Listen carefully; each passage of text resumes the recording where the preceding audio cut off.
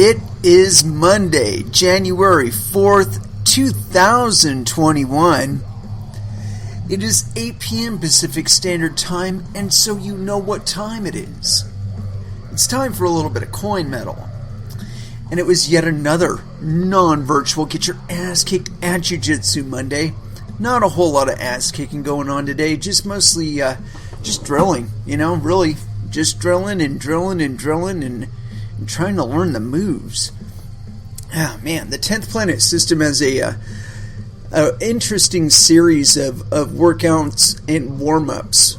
And there are these really neat transitions. And they give you a really good context for what you're doing. But oftentimes, I can find myself wanting to expand into them just a little bit. Like, there's a few different ways to do an armbar. And one of them is an inverted armbar, where you have your opponent's arm trapped between your ear and your shoulder, and you're basically gable gripping right underneath their, or right above their elbow, and pulling down on it. So it's like a board between their shoulder and your neck, and you're like pulling to break it. And I like that one. I like that one a lot. But one thing I kept seeing on it was that in a lot of situations that I get in where I've got somebody's arm like that, I feel like I don't have as good a grip on it as I would need for that. So one thing I kept thinking about while I was actually doing the move that was being asked of me, because it's one of those things where I always like to get it the way that it's been instructed to me first, and then I worry about trying to improvise. But anyway, the move that I kept thinking about doing, and as a matter of fact, it was interesting because the guy that was showing me, he actually did what I'm about to talk about, where he did the swim move and went into a more standard position for the armbar, except in a completely, like, his body was in the same position you would be in orientation to his opponent while trying to do an armbar, but he was completely inverted. So his shin was up against the head, his other shin was up against the body, but he had the arm, and he was completely inverted on his knees and on his head. And normally, you would think if you get in that kind of orientation to your opponent that you'd want to be going for something like an omoplata. But there's a really, really powerful position in there.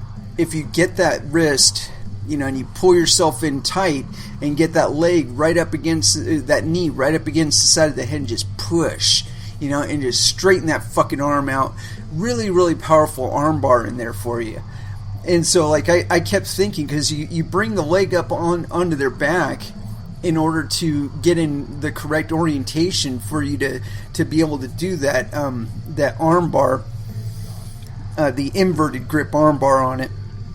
And like I said, I felt like if I just reached up a little bit higher, like if I was grabbing up at the top of the tricep, like right under the shoulder, right into the armpit there, and then pulling my opponent into me a little bit and bringing my knee down onto the head from there. And straightening that out as I go, because you work your distance with your knees, and get in that fucking armbar. It felt like that would have been a really good transition from that particular point. Especially if you did something like, if you were able to get your other foot to where it was up on their hip, because then the transition to under their armpit is really, really easy to go to. I don't know. It's something that I probably should have hung out and just drilled for about 10 or 15 minutes. And I might actually start doing that soon. I'm really starting to feel that guilt that I've talked about on this show before, where, the end of the class comes, and my partners are getting ready to do some harder rolling, and I'm really trepidatious about it still. And it's not, it's a fear kind of thing. Or not, I don't know how to explain it, because like I had somebody kind of challenge me the other day, and I'm not one of those people that goes around talking shit to people or whatever, but this guy really, really pissed me off. I used to ride a bike. I rode a bike for like 25 fucking years. And I rode a bike everywhere. And there are just certain things that you do when you're riding a bike, and especially on the road, that if you apply just a teeny tiny amount of courtesy, most drivers will leave you the fuck alone. They'll be nice enough to give you a little bit of a berth and try and get by. But there's been this attitude that bicyclists tend to have up here, where they think they rule the road, and if they're occupying a legitimate lane on the road, they think that they could just stay there and you have to go around them. Like I said, I'm all for courtesy. I'm all for being nice. But the thing is this person was creating a danger in the way that they were riding, in my opinion. In that they were not allowing enough room for the regular traffic on the road, and they had the room to do it. And then that's what pissed me off the most, is that they were riding single file and there was two of them, and then the one started coming up alongside the other one while I'm trying to pass, and I'm like, what the fuck are you doing? Stay in a single file. Let me get the fuck around you. No. He's creeping out in front of me while I know he can hear me because it's not a really crowded road. I know he can see me because it's a very, very straight line. And so it's not something where I snuck up on him or I sideswiped him or some shit like that. No, he could plainly see me, and rather than occupying less of the road to allow me to get by, he started occupying more of the road, inhibiting my getting around him. So because I didn't pull all the way out into the next lane over and risk maybe getting hit head on by somebody, I stayed in my lane, and I was kind of close to him when I passed by. And so I get in my driveway, this motherfucker starts yelling at me. He's like, that was a little bit close. Are you fucking kidding me? You got logging roads all around here to fucking ride. Never even interact with a fucking car. But no, you gotta ride on a fucking residential road because, well, you can. And you're on a bike, and you're on a $700, $800 bike, and so you just rule the fucking road. Fuck you. Fuck you. You might as well be a fucking squirrel on that road. And I'm one of the nicer people out on this road. I hardly ever hit anything out there.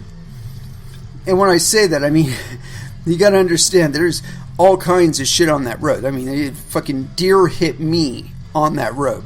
Alright? And those of you who live out in the boonies, you've been hit on the road too.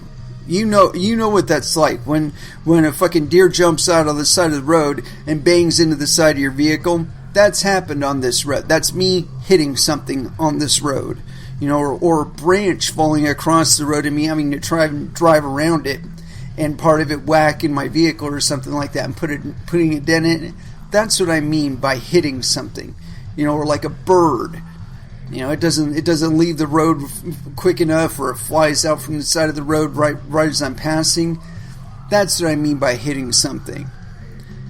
Not people on bikes. However, I've seen everything get hit on this road, including people on bikes. So, it's not exactly a safe road to be taking your bike. And like I said, there's at least 3 logging roads in this area that get virtually zero fucking car traffic. Beautiful, beautiful landscape. Way better than riding on the road. But is he riding there? No. He's got to assert his authority. Is it a particularly challenging ride? No. But he's got his $1,000 bike, and he can go wherever he fucking wants to. And you can just fuck off if you drive. Well, sorry man, that doesn't fly out here. Courtesy counts. Use it. Anyway, rant over. I mean, I hate people telling me what the fuck to do, man. It's like, I'm an adult. I've done this shit for quite a while. I know how to drive. And, when you make it more difficult for me to drive, I'm not going to make it easier on you. That's just, it's common sense. But yeah, so as far as what we did in class today, it was a really interesting approach.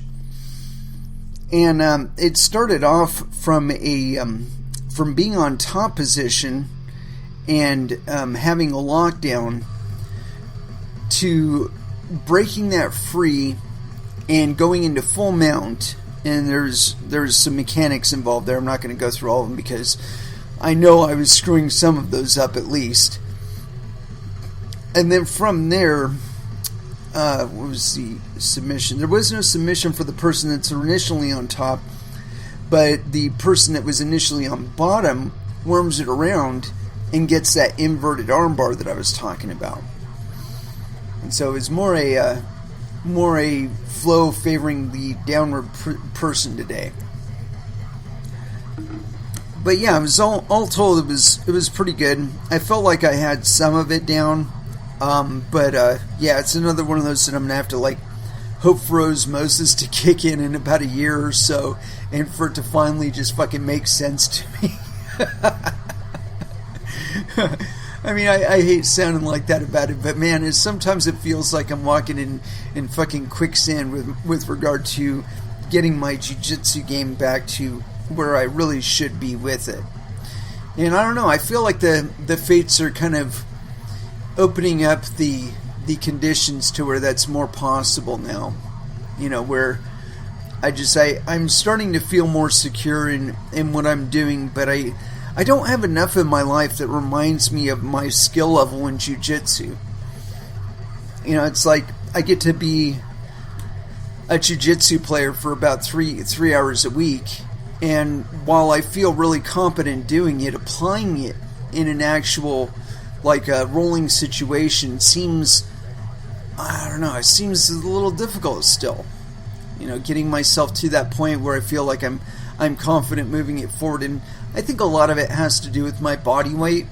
I felt really good on the warm-up today, and I'll say that much, that when we were warming up, I didn't feel as gassed at the end as I have been. And the last couple weeks I've been going 4 times a week, and so I think that's at least starting to pay off a little bit.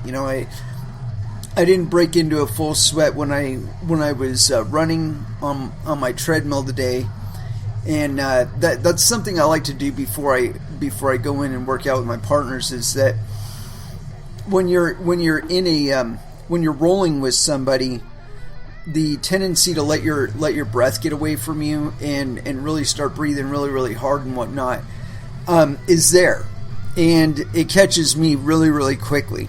Because I got a pretty strong heart, man. So it starts pumping, slowing it down or whatever is kind of difficult for me. And so what I like to do is get on the treadmill and run for 3 or 4 minutes. And what that does is it pushes my O2 max just a teeny tiny, just enough to get my breath heightened for an extended period of time. And what I feel what that does is it kind of warms up my respiratory system. Because like I said, I haven't been for at least the last year maybe.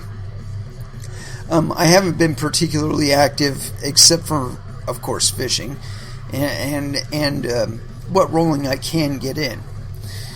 But I think this year is going to be different. I think it's going to be very different. Hopefully, it's not going to be too different and we have things like civil wars and all that shit, but it is going to be different. Anyway, let's go ahead and throw down with some music, and we're going to start with Body Count. And, I've been playing this shit out of this one song, and I know that I've been refraining the last couple times, and so here it is. Carnivore, First Dance, here on Coin Metal.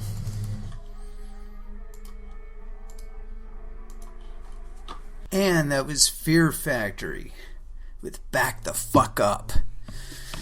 And so, as far as what we're going to get into today, I got a whole bunch of tabs open, but I did not I didn't actually sort anything out.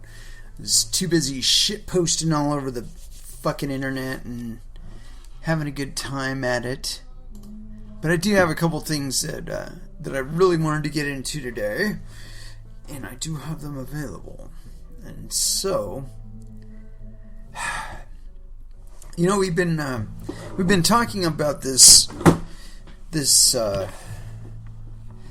I don't know how to put it, vision,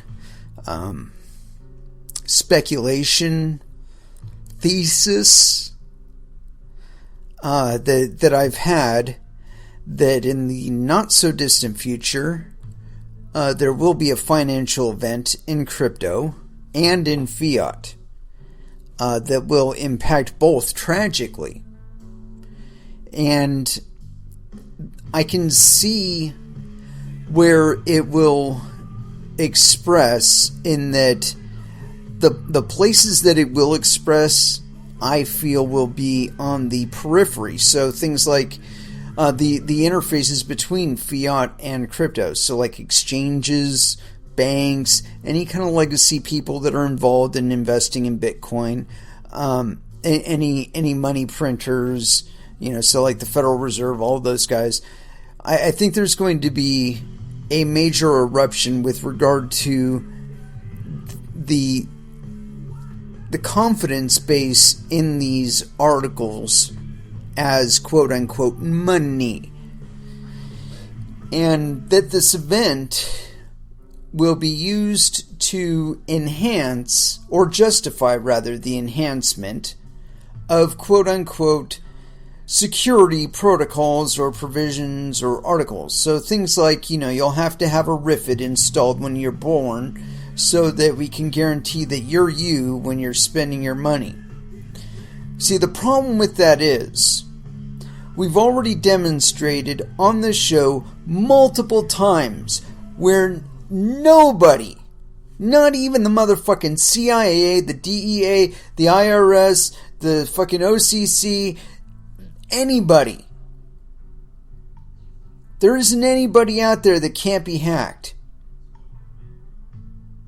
The only thing that has to change between you being secure and you not being secure is the incentive. If the incentive to hack you is higher than leaving you the fuck alone and avoiding even bothering with you, then people will try and hack you. So, if you're managing payment channels for your customers and you're moving around billions of dollars worth of monetary value, in a depressed economy, suddenly there's a hell of a lot of fucking incentive, and worse yet, there's a hell of a lot of people on the street that can do it to fucking hack you. Heaven forbid that a group of 5 to 8 of them should ever gather around a fucking fire in a fucking tented alley or whatnot and get together their brain power and their know-how. Heaven forbid. It'll be worse than if they were on the internet, because at least if they were on the internet, you can monitor their traffic and see what they're saying or whatever, assuming, of course, that they're not smart enough to avoid you being able to surveil their activity. But the point being is, that happens and is happening even now. And I'm not saying that they would be conspiring or anything like that, but as soon as the incentive becomes high enough and you get the articles together, then the conditions are right, then the shit will happen. And I can tell you right now that security protocols like RFIDs, complete waste of time. Complete waste of time. They're supposed to be associated with a digital article relating to a digital file somewhere, or records somewhere, whether they be kept decentralized or centralized. There's so many different ways that your data can be attacked that have absolutely nothing to do with the RFID itself, that they could install the RFID and somebody else could steal your fucking ID and have it implanted on their fucking RFID, and fuck you, they get to live your life and you get to live on the street. because you can't prove it's you, and they can prove that they, to some extent, like there's some proof that they have that if you had, you'd be able to prove. But even though you're you, because you can't prove that you're you according to the conditions given, you're no longer you. And I mean, like, this is all like, in my estimation, it's academic. It's an academic concern. And so, again, the idea that anybody's even fantasizing that they're going to be able to have some riffed world and track you everywhere and fucking treat you like a goddamn lab rat. It might work in China, but it doesn't work fully, I'm sure. I mean, if there weren't escape valves that China, the Chinese government either allows or simply does not know about, China would be on fire. Because you see what happens when they try to impose that shit on Hong Kong. Those people took to the streets. Millions and millions of people took the fucking streets. They're like, no, we're not China. Fuck you. We're Hong Kong. We know this double rule bullshit, but we're not going to live according to your bullshit. And I'm sure that the expectation is that they will slowly be able to pacify and sterilize Hong Kong, but we can see even now where the United States and even other entities are starting to get sick of China's shit and not really wanting to deal with them anymore, because the relaxed environment that was provided by Hong Kong is no longer available to them, because China is basically treating them like they don't exist anymore. In what ways that they can, rather. But the point being is, it's becoming less appealing to deal with the Chinese because of this. Certain conditions that made it tolerable to deal with them are becoming intolerable. Now, how that will affect them in the longer term, I really couldn't tell you, but I could say this, that I expect that we're going to try and get as friendly to business as possible. And it won't be because we want to keep like social programs and shit like that going. It'll be because everybody is competing on the same level now. I mean, like, the only differential is whether or not you've bothered to read some white papers and downloaded some apps and installed those apps and ran those apps, done a few transactions, ran a node, done some mining. I mean, really, that barrier to entry is so fucking low that, I mean, literally, you put the same amount of effort in signing up for a fucking Steam account, downloading a video game, and playing it. It's the same amount of effort. It requires probably less expertise than say playing something like GTA 5. I mean, really, have you ever sat and like played the game and thought about how fucking complex and how much effort it took to program that environment to operate the way it does?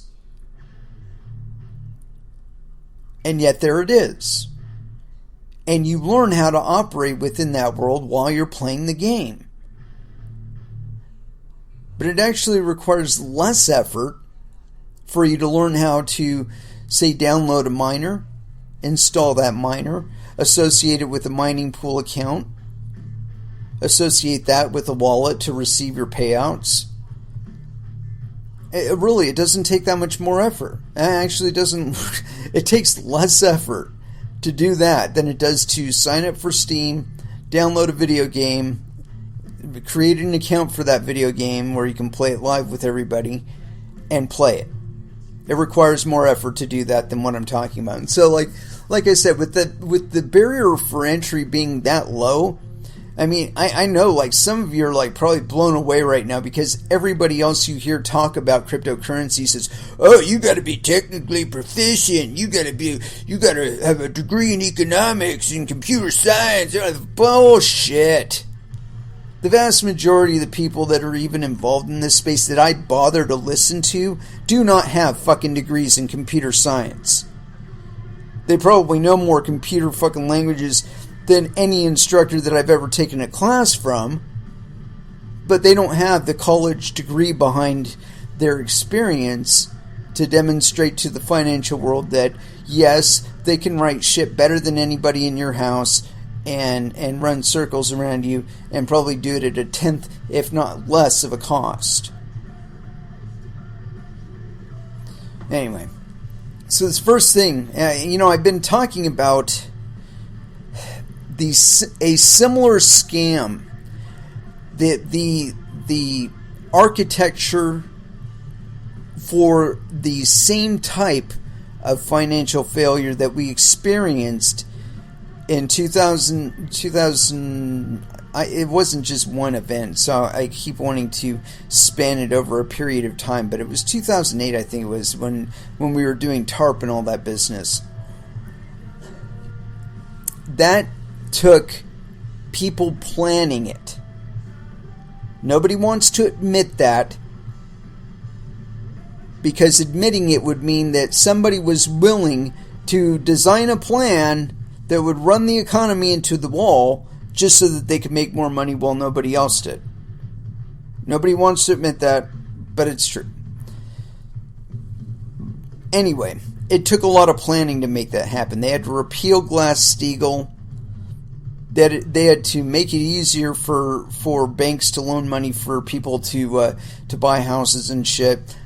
The ratings agencies had to be completely corrupted, or at least not know what they were doing, be completely ignorant about the housing market or likelihood of people paying off things, and they didn't have the experience for the types of loans that they had people signing, or at least the people that were issuing those loans didn't have the savvy to understand how to issue a loan. What was the likelihood that person was going to pay the loan back?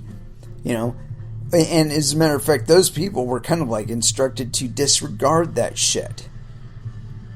It was just sign the loans, get fucking ink on paper, get deeds in hands, and make some business happen.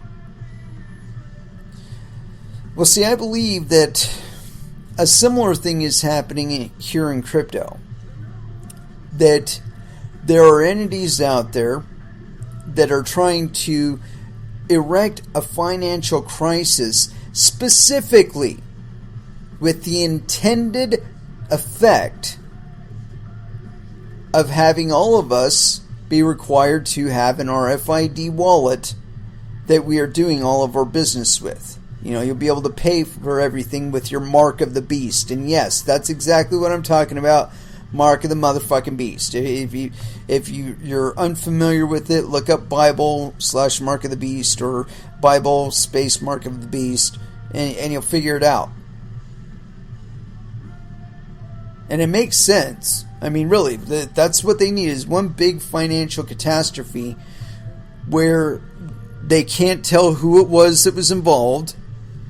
Cryptocurrency, at least on the periphery end of it, was utilized to pull it off.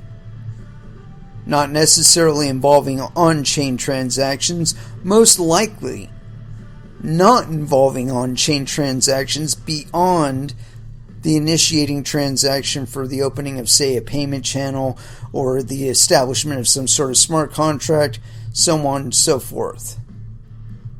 That'll be the limit of the involvement in crypto. But because crypto is the new kid on the block, it's going to suffer the biggest brunt of the blame. And people are going to be pointing at it, or at least legislators and lawmakers and all. They're going to be looking at it and saying, it's all crypto's fault, it's all Bitcoin's fault. The Bitcoin made this happen.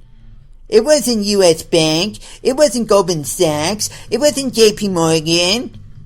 It wasn't these people that have had a financial monopoly on this fucking planet for the last century and have every bit of interest in trying to maintain it. No, it couldn't possibly be them. We trust those guys. They give us loans so we can do more war on one another and so we can do more oil exploration. However, they completely leave us with holding the fucking paper in the hand when we come up and say, hey, I want to turn this river system into an electricity production facility that generates more electricity than 5,000 nuclear facilities. They don't have any interest in that because, there isn't waste involved that you can get graft and bribes and shit going on that end. And, there's been a series of perverse incentives kind of instilled in our monetary systems, and it's been an old boys network this whole time. And then along comes Bitcoin, and there is no person at the center to strike in the heart with a dagger and kill it. It's fucking code, and if people want to run it on their computer, there isn't a fucking thing you can do about it. And this whole idea of trying to narrow us down to one world currency and make us all get the mark of the beast, and we can only transact using all that shit's gone now. Because your next door neighbor could be crafting another fucking cryptocurrency right now. Could be deploying it just among their friends right now. Using a line of sight network or some other fucking protocol that you've never even heard of right now. And then it's off to the races all over again. As soon as it gets out onto somebody's Twitter feed or a Reddit feed or some shit like that, it's off to the races all over again. And you fucking legacy players, throwing your hands up in the air going, what are we doing wrong here? Why do we keep losing ground to a bunch of fucking kids with consumer grade hardware? And it's because you will not stick to your fucking role as a custodian. Sorry. The best you can do from now on is maybe acting as a salesperson, but you're going to have to entertain as many cryptocurrencies and as many asset classes as possible, so your competency is going to have to go through the fucking roof. You're going to have to know your shit. And you're going to have to be better than others. A lot of you have been, floating along. Your firm has had this entrenched interest and this entrenched relationship with certain entities out there. All of that shit is going away. Because a bunch of kids got together with some consumer grade hardware and they figured out a way to do all of the shit that you've got, like floors and floors dedicated at your firm to monkeying around and negotiating and tweaking your fucking contracts and stuff. All that shit's been replaced by something that a bunch of kids got together and crafted over a weekend. That is the powers that are in the fucking hands of the average person in crypto. And I know the vast majority of you don't want to admit that and don't even really want to contend with that idea. But that in itself is an expression, even in cryptocurrencies, that it's an expression of your how should I say, your confidence in them as a means of transacting monetary value. But that is subject to change, my friends. That is subject to change. And so the first thing I got here, I've gone this far to set up the preface here. I think it is this kind of move that is absolutely necessary for the hack that I've been talking about, that I've been kind of setting up here. We've got a whole bunch of hacker tools and exploits that have just been disseminated out to the public or to certain entities within the public. And entities that were never meant to have it. Let's just put it that way. And that was, I think it was last week or the week before that, this organization FireEye got hit. And they're this big cybersecurity firm, and they had this big old treasure trove of all these little exploits and tools that were crafted for their ways of hacking corporate and government entities. And so that shit's out in the wild now. And so again, I think that's another factor that is absolutely necessary for the kind of thing that I think is going to happen. Anyway, this thing is on Coindesk.com. U.S. federal regulator says banks can conduct payments using stablecoins. Stablecoins. Can you fucking believe that? And this is authored on January 4th, 2021 at 3:40 p.m. PST. Let's get into it. Federally regulated banks can use stable coins to conduct payments and other activities, the Office of the Comptroller of the Currency said Monday.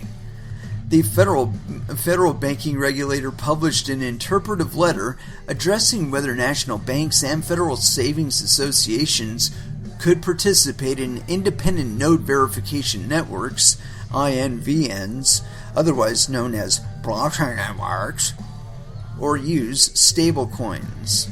The letter said that these financial institutions can participate as nodes on a blockchain and store or validate payments, so they can get into mining too. Any banks that do participate in an INVN must be aware of the operational compliance or fraud risks when doing so, an OCC press release warned. Oh man, if they provide us a link to that, we're going to it. Still, the OCC said INVNs, quote, may be more resilient than other payment networks due to the large number of nodes needed to verify transactions, which can in turn limit tampering. Interesting. Kristen Smith, executive director of the Blockchain Association, said on Twitter that, quote, the letter states that blockchains had the same status as other global financial networks such as SWIFT, ACH, and Fedwire. Yeah, they got replaced by a bunch of fucking consumer hardware in 2009. Brian Brooks, an acting comptroller of the currency, said in a statement that while other nations have built real-time payment systems, the U.S., quote, has relied on the private sector to create such technologies, seemingly endorsing the use of cryptocurrencies, specifically stablecoins, as an alternative to other real-time payment systems. And here's the interesting thing with regard to quote-unquote stablecoins, is that none of them, not a single fucking one, hundreds of billions of dollars maybe, or maybe at least 20 billion, I don't know, I want to place it at somewhere between 50 and 75 billion dollars of monetary value out there right now is stablecoins, right? And not a single one of them has had a full audit of their reserves.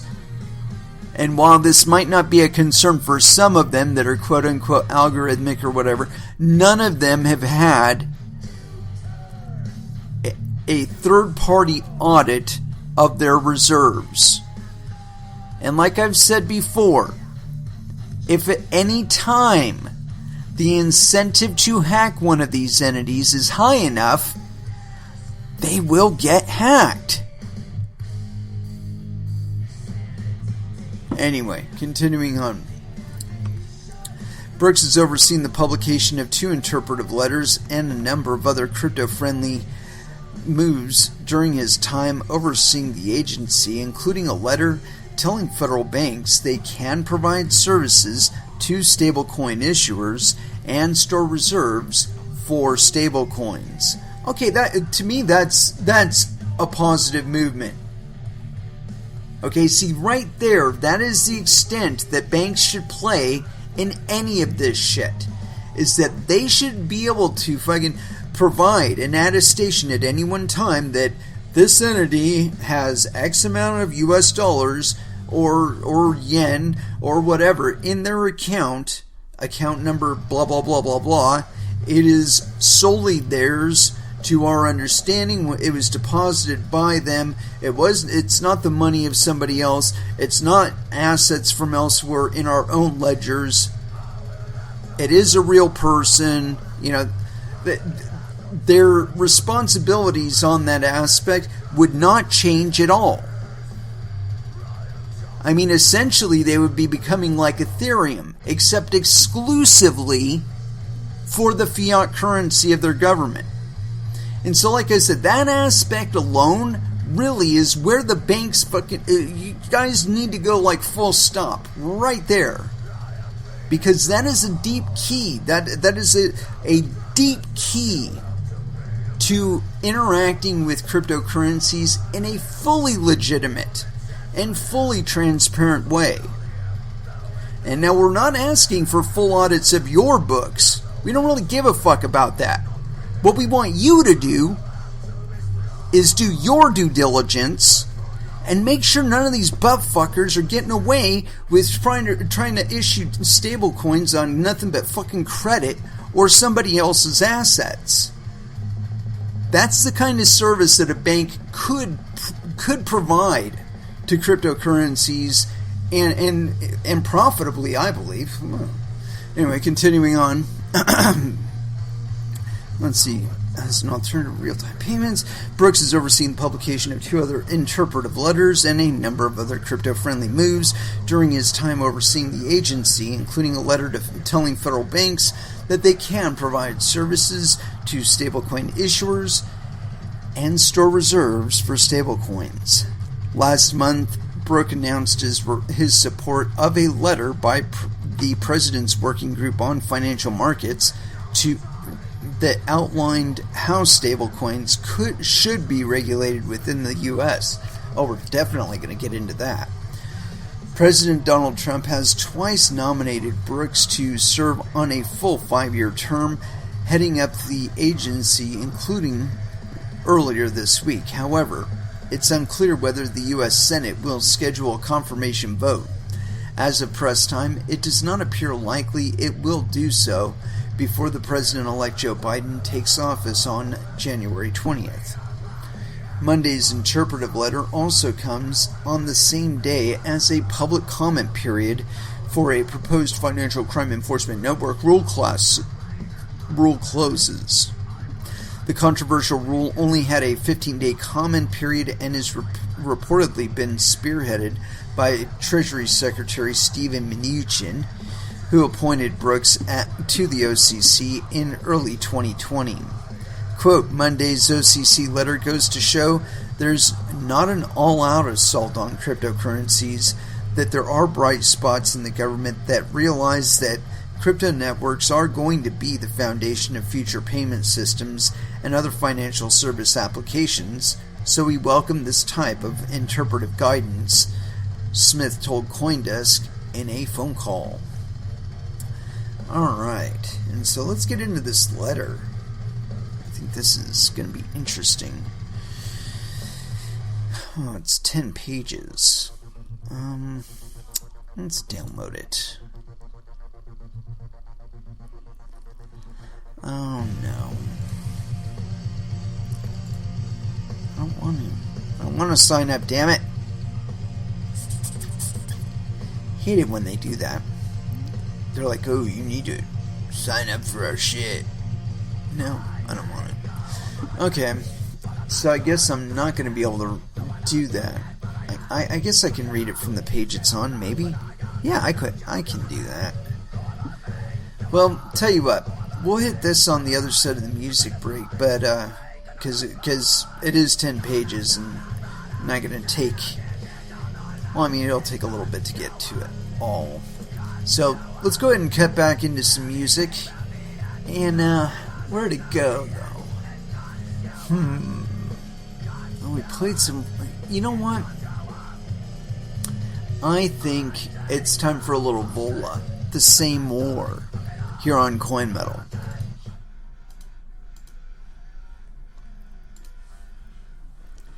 And that was Amon Amarth. And I couldn't tell you what song that was because I didn't actually go in there and edit the goddamn metadata for the song.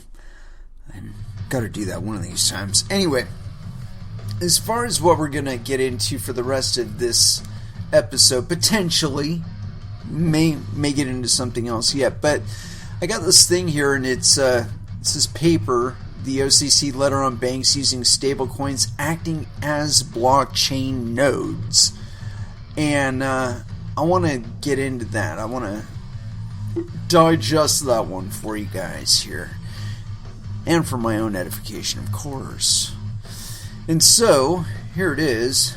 I can't get it to fucking display right on this screen for some reason. There we go. Alright, this is the interpretive letter 1174, January 2021. OCC Chief Counsel's interpretation on National Bank and Federal Savings Association authority to use independent node verification networks and stablecoins for payment activities. Independent node verification, gosh, that sounds like Bitcoin. Anyway, this is authored January 4th, 2021. Introduction and summary conclusion.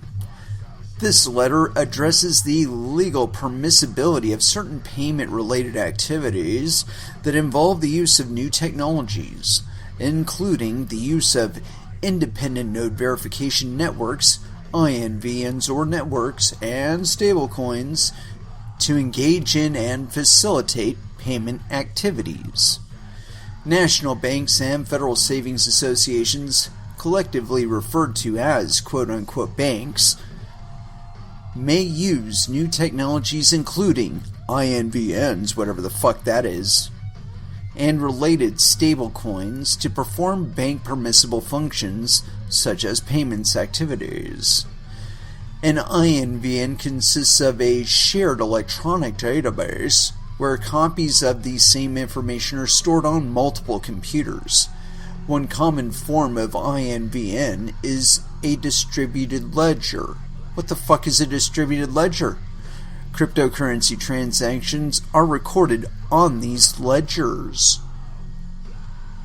An INVN's participants, known as nodes, typically validate transactions, store transaction history, and broadcast data to other quote-unquote nodes. And this has got a lot of annotations here, and so I want to get into all of them because I want to know what they think they're talking about. COCC Interpretive Letter 1170, July 22nd, 2020, describing distributed ledger technology as a shared electronic database where copies of the same information are stored on multiple computers. See, that doesn't describe mining at all. That describes a distributed database. So, if somebody tries to apply this regulation to, say, Dogecoin, this description is not satisfactory for inclusion of public blockchains, i.e. publicly created and managed cryptocurrencies. And so, let's see here, where are we here? Database information will not be added to the distributed ledger until consensus is reached that the information is valid. INVNs represented one of the key technologies that support the novel exchange mechanism underlying cryptocurrency. The other technology is advanced cryptography. You know what? And again, they're creating their own definition so that they think they can apply that to open cryptocurrencies and that's acceptable. But again, this description does not apply to cryptocurrencies. If you were to really try to disseminate it here, let's see here, this shared database, they're talking about quote-unquote a blockchain. And again, the word blockchain is not in the Bitcoin white paper. Read it. Let's see, this shared database functions as both a mechanism to prevent tampering and as a way to add new information to the database. Yeah, we don't add new information to the database. We mint new coins with the verification of the accurate data. Continuing on, the shared database functions blah blah blah blah. Information will not be added to the distributed ledger until consensus is reached that the information is valid. INVNs, blah, blah, blah. Okay, so, again, they've created their own definition consisting solely of their own terminology. And at some point or another, I would be willing to bet they would try to take like a big miner to court for some fucking reason or whatever and say, oh, you didn't apply for the appropriate license and ignorance is no excuse and fuck you, give us money. Oh, and you got to register and you got to document all this other bullshit. Yeah, whatever. It's not going to work. Anyway, continuing on. The OCC described many features of cryptocurrency in IL 1170. In addition, the OCC recently addressed the permissibility of a national bank holding reserves for stablecoins that are backed by fiat currency on at least a one-to-one basis in situations where there is a hosted wallet. Okay, and so, and that's another thing. They've been talking about this self-hosted wallet bullshit, and it's really interesting because I've seen all kinds of people commenting on it, and it doesn't seem like any of them understand the context in which it's being applied. Now, I can see where these comments and this construction of their own fucking legal representation of what a cryptocurrency supposedly is, this INVN bullshit, I can see where the idea is that by extension they would try to apply the same standard of law or regulation rather to cryptocurrencies that are publicly managed, publicly mined, so on and so forth, where they're trying to create for themselves a legal context to apply to quote-unquote all cryptocurrencies, regardless of when they were created. However, the effect of law, and you know who used to talk about this a long time ago was Andrew Santonopoulos, and he pretty much put it as global game of whack-a-mole. And that's really what this whole game has been. If you look at the span of all the people that have been busted and stuff in cryptocurrencies, the only people that really get busted are people that were doing things knowingly that were quote-unquote explicitly illegal. So like when you look at like Charlie Shrem, he knew he was dealing with darknet markets. He knew he was facilitating drug purchases. He was told explicitly that that's what the context of this commerce was, and he did it anyway. Now, if he was really fucking smart, he would have hung up on that person as soon as they mentioned anything about, oh, you know, by the way, we're buying a fucking kilo of Coke extra for this because, well, hey, whatever the conversation was or what was said where it was disseminated to Mr. Shrem that he was in fact facilitating illicit activity in no uncertain terms, that should have been the end of the fucking conversation right then and there. You know, if it was just Joe Blow, hey, I need some Bitcoin, and, you know, here's the money, give me the Bitcoin, no problem. Because as far as Charlie knew at that point, Joe Blow was not going to be buying cocaine with that fucking Bitcoin. Everything was fine. But as soon as it was disseminated to Charlie exactly the nature of the commerce he was facilitating, like I said, conversation should have been finished. But Charlie was a greedy asshole and he said, I want my fucking commission. So, you know, you get what you pay for. Anyway, continuing on, nodes are generally either full nodes or light nodes. Full nodes verify transactions, maintain consensus between other nodes, and contain a full copy of the ledger's entire history. Light nodes generally consist of wallets that download only the headers of blocks to validate their authenticity and save hard drive space for users by not storing a full copy of the ledger's history.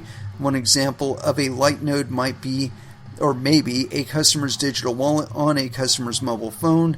Ergo Josh Evans, Block Nodes, an in-depth guide, nodes.com, available nodes.com, blockchain, what are nodes and master nodes.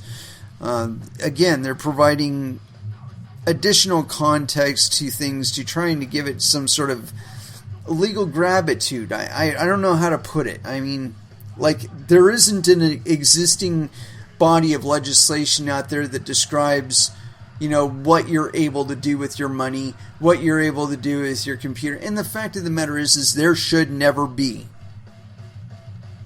Because when you start doing that, you start limiting innovation. And I assure you, all of these projects being open source as they are and as they always will be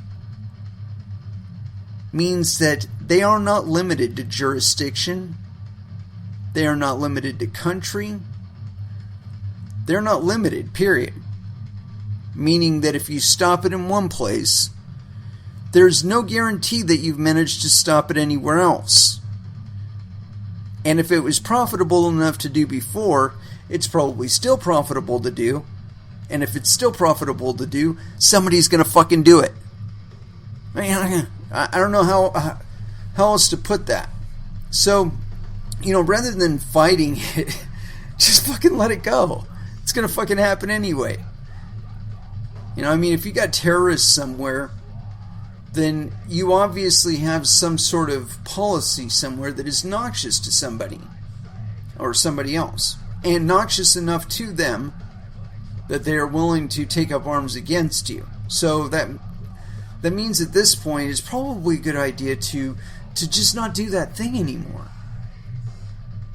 And I know that might be kind of repugnant and whatnot, and you gotten used to be able to be the one to telling no, no, no, and then all of a sudden all these people have power to say no to you, and it's like, well, it's not a really favorable position to be in, but as long as you're not establishing the code of conduct to involve a lot of violence and a lot of imprisonment and all that other bullshit, then you don't have to worry about that coming back on you in those forms. And so it is better to have it being expressing as legitimate activity, legitimate commerce. And the reason for this, again, is that if you don't try and stop it, it'll happen right out in the open.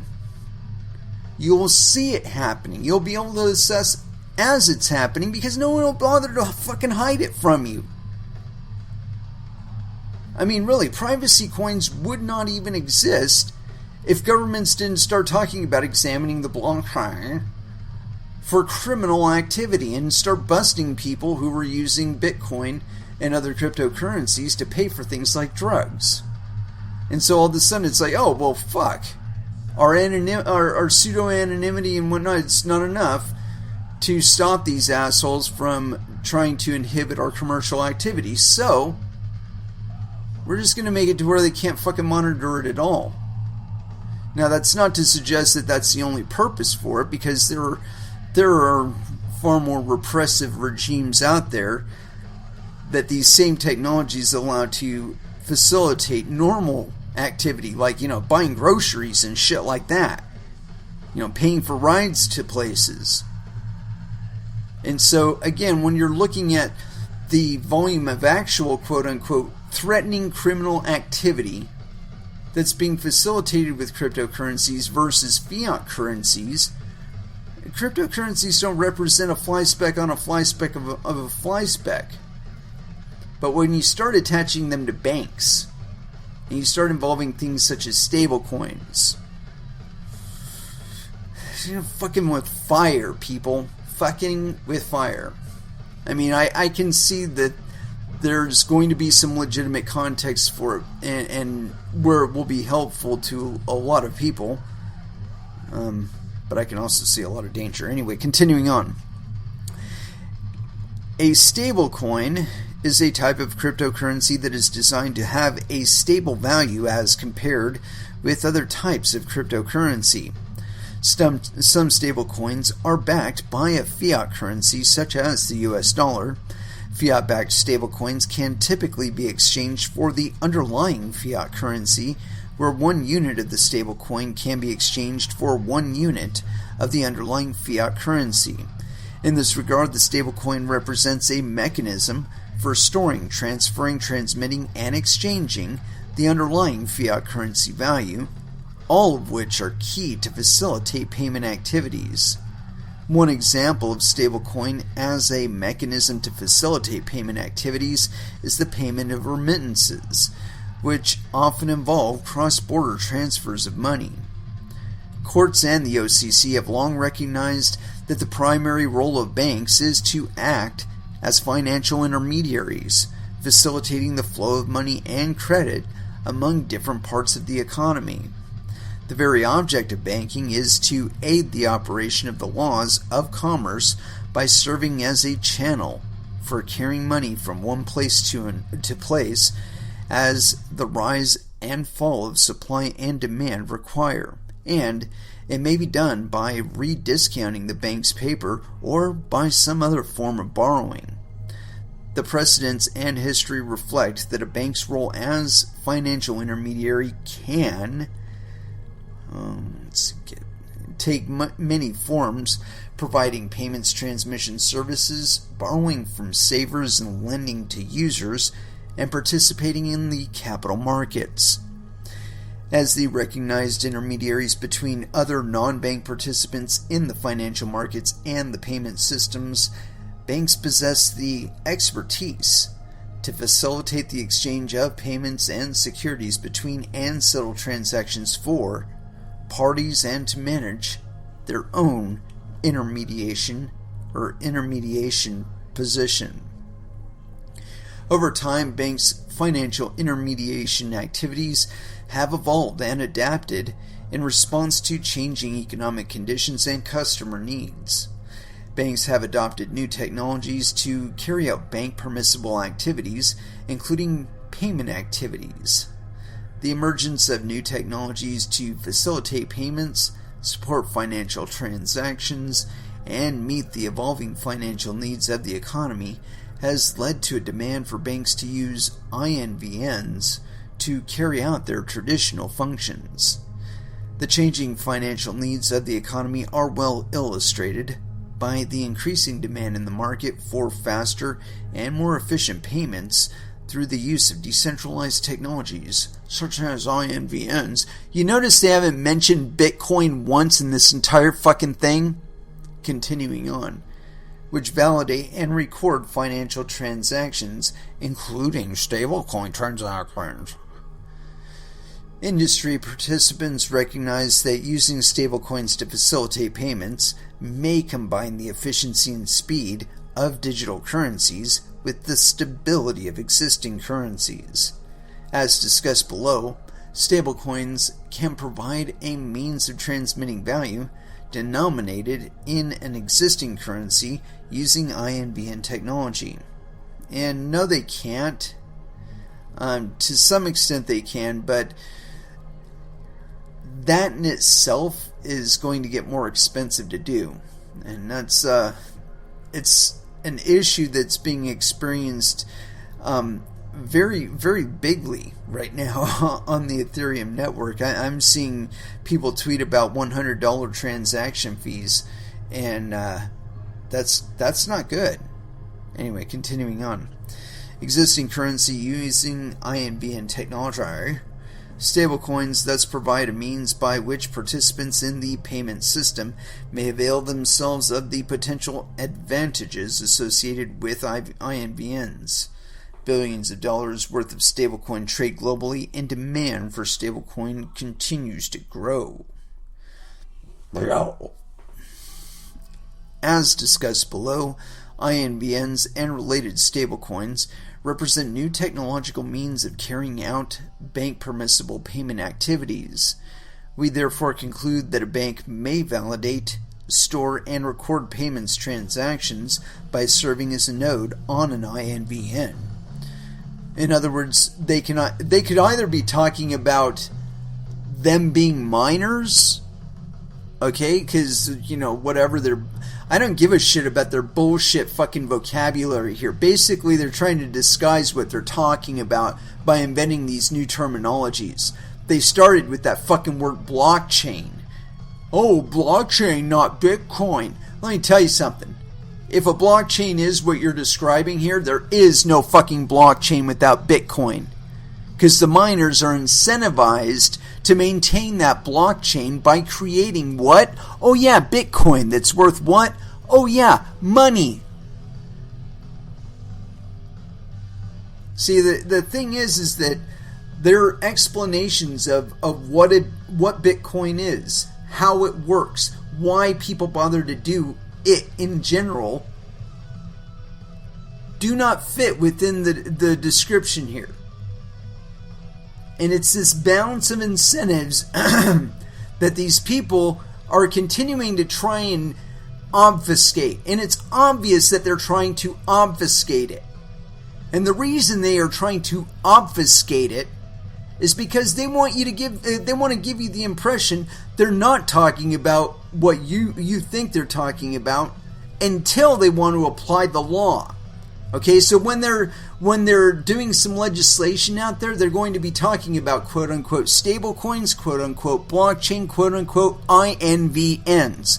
But they're not going to say Bitcoin until they've got the cop at your fucking house talking to you about transactions that you may or may not have done.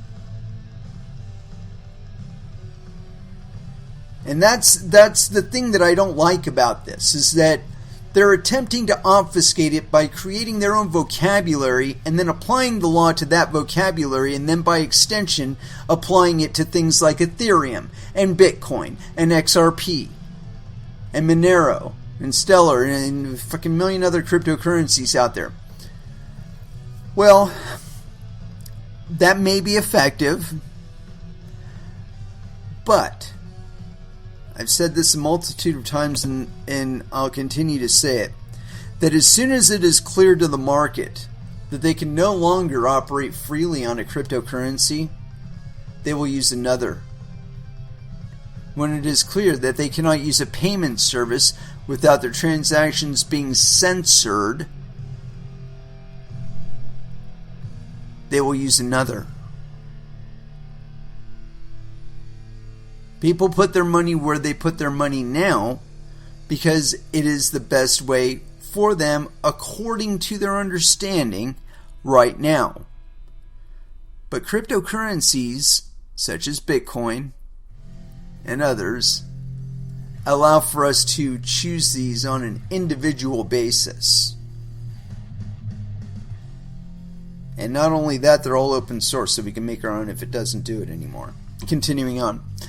As noted in recent statement of the President's Working Group on Financial Markets, stablecoin arrangements, quote, should have the capability to obtain and verify the identity of all transacting parties, including for those using unhosted wallets. There's no such thing as an unhosted wallet. Fuck you.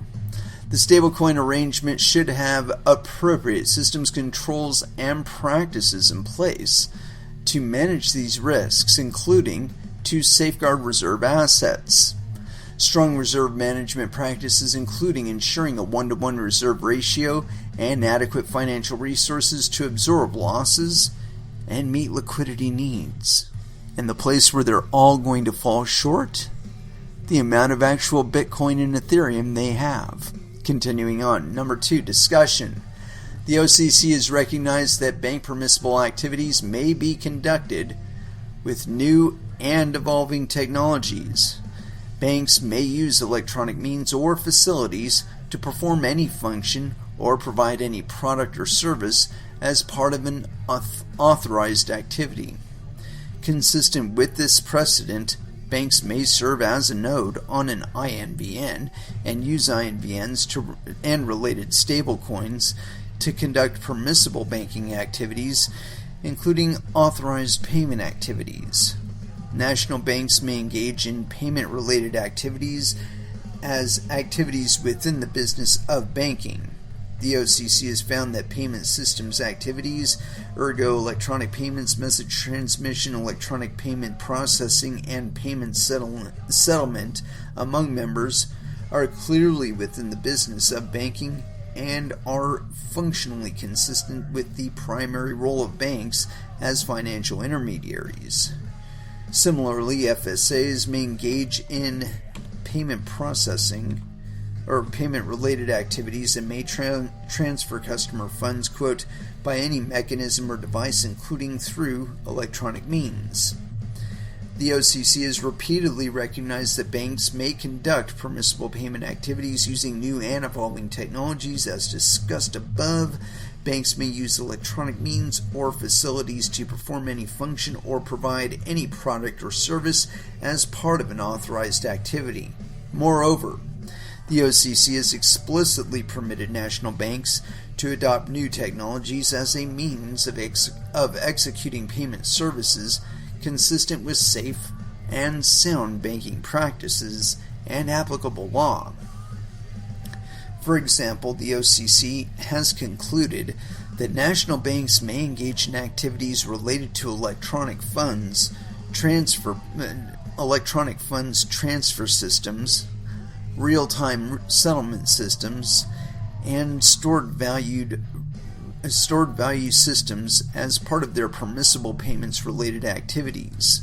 Courts have similarly recognized that banks' authority to engage in payment activities encompasses new and evolving payment technologies. These precedents are consistent with the fundamental principle that national bank powers, quote, must be construed so as to permit new ways of conducting the very old business of banking. Using INVNs, using Bitcoin to facilitate payments transactions represents a new means of performing banks' permissible payments functions. At their core, payment activities involve transmitting instructions to transfer a specified sum from one account on a ledger to another account on the same or different ledger, either at the same bank or at different banks. Established payment systems typically use a trusted centralized entity to validate payments. Serving as nodes on INVNs is a new means of transmitting payment instructions and validating payments. Rather than utilizing a centralized entity, nodes on the shared network validate the transfers. However, the basic functions are the same: transmitting payment instructions and validating payments. No, that doesn't apply to miners. Fuck you. It doesn't apply to miners. You know, I think that's one of the confusions here. They haven't mentioned the word miner or Bitcoin once in this entire fucking thing. Yet this is supposed to apply to all cryptocurrencies. Very, very sad. And I've talked about this a lot on the show, where they do this a lot, where they try to create a legal fiction and apply to that legal fiction that they've created these laws, with the assumption that that legal function, that legal entity that they've created will function as they've described.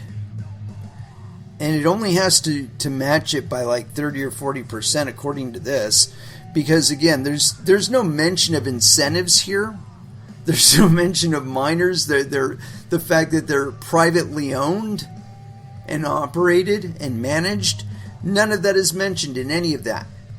But I'll tell you what, this is the difference that makes a difference. If there aren't enough miners that give a shit about the accuracy of the records, the quote-unquote distributed ledger, if there aren't enough nodes that are properly incentivized to play by the rules and keep accurate books and stay true to the rules of the rest of the network, there is no incentive for them to do so if there is no block reward. And of course, the block reward is entirely unnecessary if we're talking about just banks conducting this activity, because again, the average person isn't participating in it. There's no incentive for them there. But it's the fact that there is an incentive and the fact that people are actually willing to compete for it that makes Bitcoin valuable. It's not the fact that banks can do it faster than us. You know, of course, they're only able to do it faster than us because they aren't doing it between 10,000 nodes out there and 10,000 200,000, 300,000, a million miners out there. They're only beating it from one node to another, and they call that a fucking network. And here's my INVN network. It's decentralized because it's in two places at once. And see, that's the other thing, is this description that they've provided because it doesn't include any of these things, no incentives, doesn't include Bitcoin for comparison or a pattern to go by or to use as a guidance for exactly what they're talking about here. Because of that, because it doesn't have any of those things, they're clearly not concerns of the people that are crafting this as some sort of framework to consider cryptocurrencies by. And the problem with that is that those are the margins in which you hide things like the fucking shit is exploitable. Somebody sits on the exploit for a year or two, couple $1 billion a minute are being transferred on this network, and then it gets hammered for trillions and quadrillions of dollars in a matter of tens of minutes or maybe even an hour, depending on how big their attack window is. And again, there won't be a thing that you can fucking do about it if enough of your network of nodes is properly incentivized to attack the legitimacy of the network. I mean, you need a 95% plurality on the Bitcoin network among independently owned miners in order to get that kind of change on the Bitcoin network. But on these, again, it doesn't even talk about things like plurality of votes. So, if one bank decides to attack the network and maybe they get like 51.2% of the nodes to agree to double spend the shit out of the Federal Reserve. What are you going to do about it?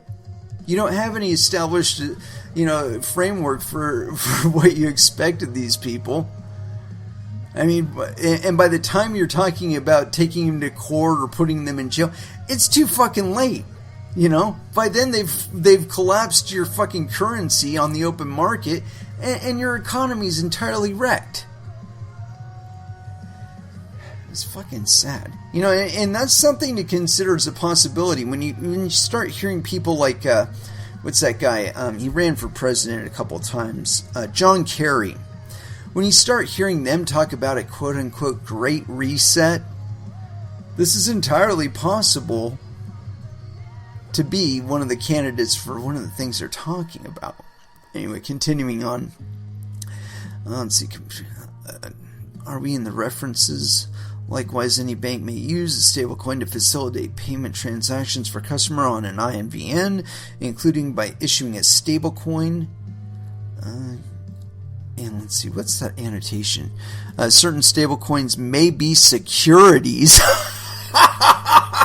i.e. IOUs. The bank's issuance of a stablecoin must comply with all applicable securities laws and regulations. Staff of Securities and Exchange Commission (SEC) has issued a statement encouraging issuers of stablecoins of the type described in IL 1172 to contact the staff with any questions they may have to help ensure that such stablecoins are structured, marketed, and operated in compliance with the federal securities laws. The statement notes that the staff stands ready to engage with market participants and, depending on the particular facts and circumstances, to assist them and consider providing, if appropriate, a, quote, no-action position regarding whether activities with respect to a specific stablecoin may invoke the application of the federal securities laws. See SEC FinHub staff statement on OCC interpretation, blah, blah, blah.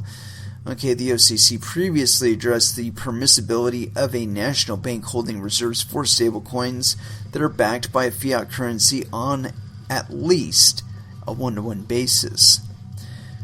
Let's see, those are just annotations there. Okay, so of payments issuing and circulating notes. The OCC further noted that ESV-related clearing and settlement activities are similar to those already being performed by banks in connection with the large volume of transactions using checks, drafts, traveler's checks, credit cards, debit cards, and electronic transfers of funds within and through the payment system. Like ESV, stablecoins can serve as electronic representations of U.S. dollars. Instead of value being stored on an ESV card, the value is represented on the stablecoin. What? This distinction is technological in nature and does not affect the permissibility of the underlying activity. Banks may use new technologies to afford a new means of carrying out permissible banking functions, such as providing payment services and facilitating payments. Using INVNs and related stablecoins to facilitate payments is merely a new means of performing that function. Just as banks may buy and sell ESV as a means of converting the ESV into dollars, and vice versa, to complete customer payment transactions, banks may buy, sell, and issue stablecoin to facilitate payments. For example, one entity, payer, may wish to remit a payment of US dollars to a second entity, payee. Rather than using a centralized payment system, the payer converts the US dollars to stablecoin and transfers the stablecoin to the payee via the INVN. The payee then converts the stablecoin back to US dollars. In one common version of this fact pattern, the payment is a cross-border remittance. In certain circumstances, such using INVNs and related stablecoins to facilitate the remittance may provide a cheaper, faster, and more efficient means of effecting the payment. The bank may serve several potential roles in this type of transaction, supporting the INVN by validating transactions as a node on the INVN, facilitating the conversion from US dollars to stablecoin and vice versa, and issuing the stablecoin. Oh, and another thing. When they're talking about INVNs, they could just as easily be talking about Lightning Network. And this is, that's actually a more accurate description of what they're talking about. Like if we were to consider it in whole, when they're talking about blockchain, they're talking about the Bitcoin network. And when they're talking about an INVN, they're talking about the Lightning Network, where you do one transaction, open the payment channel, do a bazillion transactions on that payment channel. Once all the funds once the either the time condition or the volume exchange condition has been met, the payment channel closes, and you got to reopen another one. All right.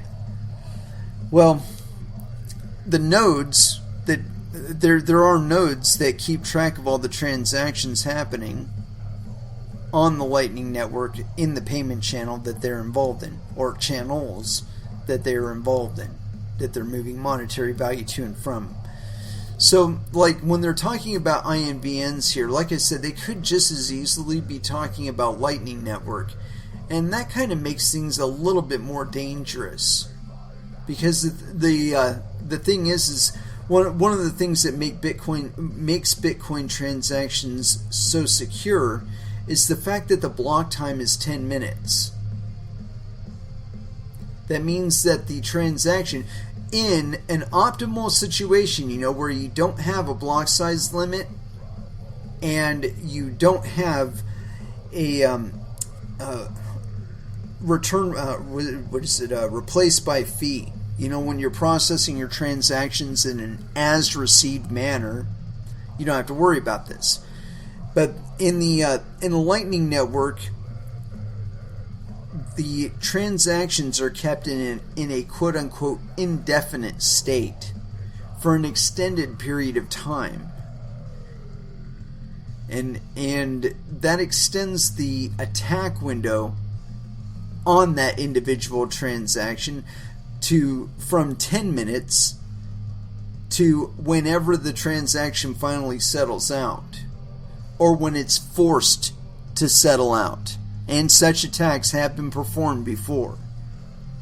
So I've said this a multitude of times that, in kind of application to what they're talking about here, and also in anticipation of how I see this market being driven, or at least the Bitcoin market being driven, that they're trying to set it up to where Bitcoin is, again, their underlying network, like the Swift. I've called their direction for it Swift 2.0 for a number of years now, because I saw right away that that's what they really envisioned here, that you'd start a payment channel, or they would start a payment channel for you because you would not be able to afford the fees. And we're seeing that come around right now on Ethereum, because you can't afford to interact directly on the Ethereum blockchain, on the Bitcoin blockchain, on whatever other blockchain. Because you can't afford the transaction fees, you need a proxy. You need US Bank, you need Goldman Sachs, you need JP Morgan to do it for you. You need Square to do it for you. You need Coinbase to do it for you.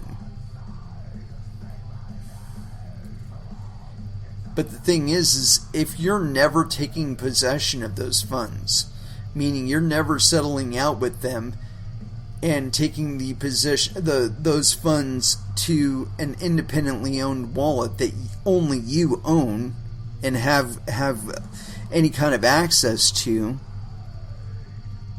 then for all you know, you're not actually circulating Bitcoin at all, but IOUs of Bitcoin bouncing around on a fucking payment channel.